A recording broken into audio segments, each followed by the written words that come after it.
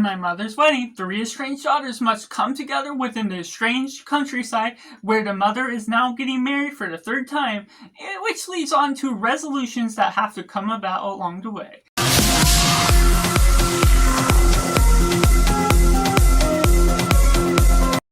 Welcome Cinema, where we focus on a film. I'm Josh, this is Simply Cinema. Let me know down in the comments below what you thought of my mother's wedding. Do you like it? Do you not like it? Or is it somewhere right in the middle? Or if you're waiting for this review to decide if you're going to see it or not, and taking it right in a positive, the way you're going about this film is poignant with its cinematography. It's basic within the general means, which creates a naturalistic feel within the basic landscape, the suburban type of countryside setting, and what you're following along with these $3 is really good, and it's down to earth, grounded, and really builds upon the natural longevity of the story time. It's a bit slow to some means, but that really helps develop the plot, move forward with progression, and what we're getting out of these $3. What's special about this story is the director and writer to this film are the perspective that is being written down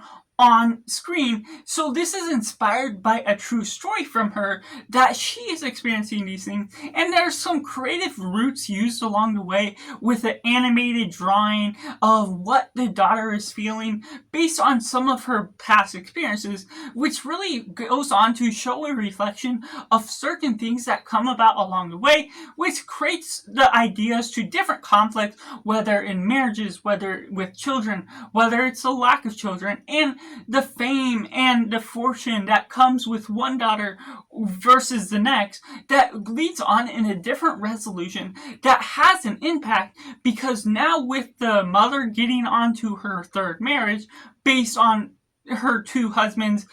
passing away before, the way you're going about that creates so many different problems, so many different things that aren't communicated, and most of this would have been inspired by true events with some liberties taken within the way you're following about some of the story arc, which goes about an interesting idea that sets up a promising premise and delivers to some front, especially when you're getting to the latter half of the film. It starts to build up the tension, build up the stakes. You're getting to know more of the characters, more by the impact of the problems, how they have to come to a resolution, how they have to come and make amends with each other based on everything that's all flowing on, which leads on to a finale with a closing long monologue of the mother giving a nice sentimental feel to the daughters that I really appreciate as the whole thing comes to an end, when it leads on next to the scene of everything that's leading on after that. But there's a great way of closing off this film that just really brings this whole picture together as a whole, which takes me into the mixed element. There's just a pacing to this film that the first half of this film can drag a little bit. There's parts where I may have been a little lost, may have been stuck in my mind. It's sort of hard to know what effect was on the film being at fault versus what I could have been maybe wandering off thinking of something else. But the film doesn't naturally always gravitate to what my mindset was trying to focus on, so it's hard to know exactly, even sitting all the way through it, even trying to pay attention to what was going on.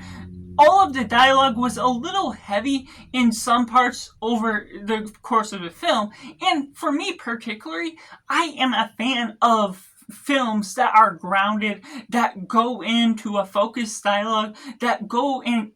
deal with concrete human problems. And while this did that, the first act of this film just didn't necessarily grip me in all the best ways. I kind of got a grasp of what was going on, but whether certain details were missing or certain points of the dialogue I somehow miss, there's just something that was a little confusing that I may have to put on me to have missed that. But there also has to be some part of the film to blame with what is all going on. So it's really a tricky story to follow along with what you're starting off with the film, how you're grasping, because it ultimately didn't feel like it fulfilled what I was looking for, or something was lacking to this taste that may not be a negative directly on the film itself, but of course I have to leave it open-ended because I was still attentive to the film without feeling like I was getting what was desired. Which takes me into the negatives, to which I do have to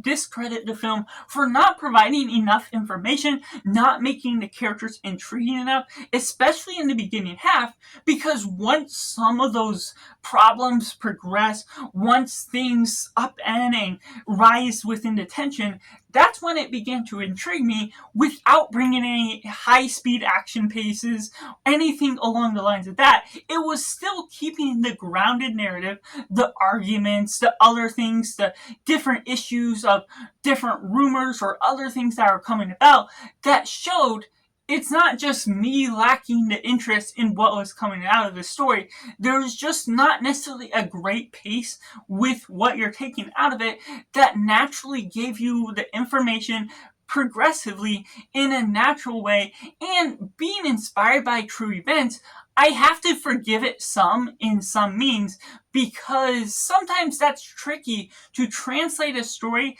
that's grounded as this film and be able to communicate it with the greatest interest. And that's where, obviously, in the third act of this film, it gravitated a lot with the tension, with the reveals of what's all ultimately going on, with the secrets that have been hidden, with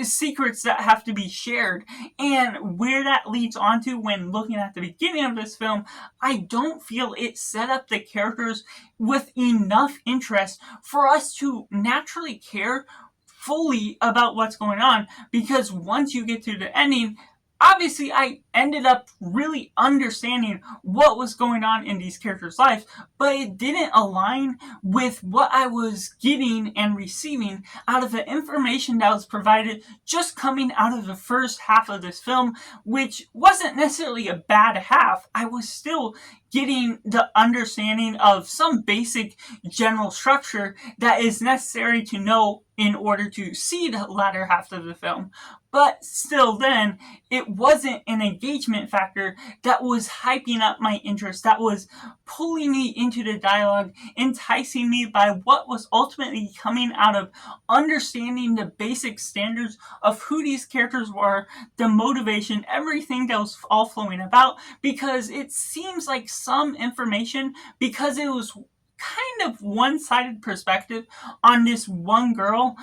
that was sharing her feelings, sharing the flashbacks, that you were kind of biased toward her opinions based on her writing this film, writing her experiences, that led on to the latter half that was more interesting, but unfortunately didn't necessarily build up to the right tension throughout the ways. And that's just my personal thoughts on My Mother's Wedding, which I have to rate a simply 5 out of 10. Let me know in the comments below what you thought of My Mother's Wedding. Do you like it? Do you not like it? Or is it somewhere right in the middle? Or if you're waiting for this review to decide if you're going to see it or not, make sure to like this video if you enjoy it. Subscribe if you haven't already to join in film culture community where we talk about the love of cinema as a whole. So that's just all. Make sure to do yourself a favor and go watch a movie.